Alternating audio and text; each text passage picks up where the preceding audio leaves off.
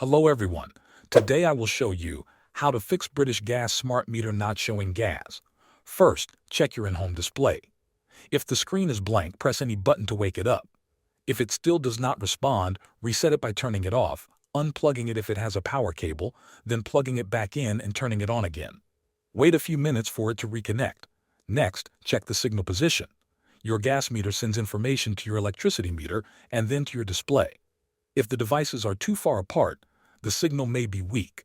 Move your in-home display closer to your electricity meter and leave it there for a short time to see if the gas reading appears. After that, go to your physical gas meter. Press the red A button to wake the screen. If the screen is blank or does not show information, it may indicate a battery issue or a fault that needs a visit. If you see a message like "Hold for gas," press and hold the button until the screen updates. This can refresh the connection between the meter and the display. Also allow some time for the system to update after any reset or movement. Sometimes the connection can take up to 24 hours to fully sync. If the issue still persists, your battery may have died.